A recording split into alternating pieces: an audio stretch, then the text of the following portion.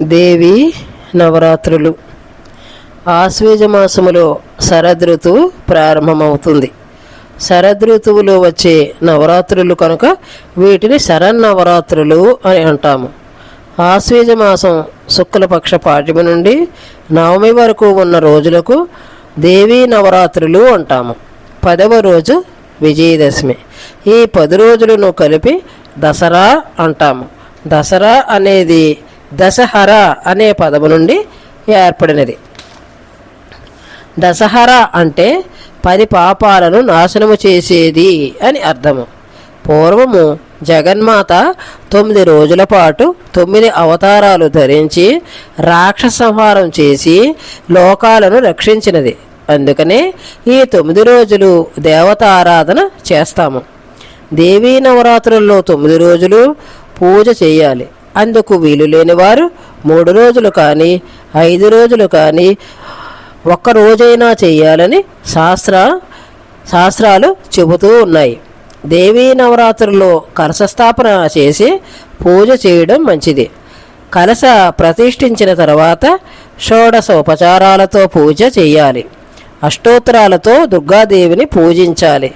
దుర్గా సప్తశతి పారాయణం చెయ్యాలి. ఇలా 9 రోజులు చెయ్యాలి.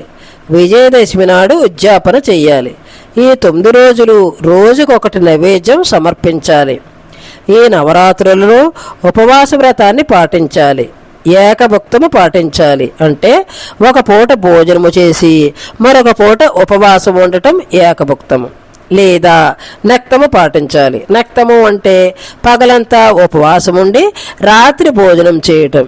లేదా అయాచితం అంటే అప్రయత్నపూర్వకంగా లభించిన దానిని భుజించడము.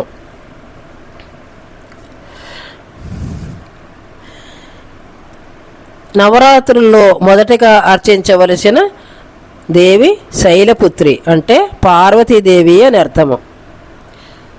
మొదటి రోజు దేవికి పెట్టవలసిన నైవేద్యము కట్టు పొంగలి.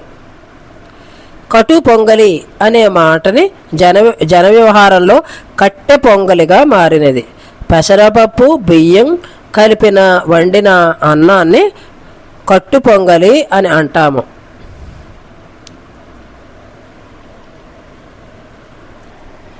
ఓం కాచాయనాయ విద్మహే కన్యాకుమారీ చ ధీమహి తన్నో దుర్గి ప్రచోదయాత్.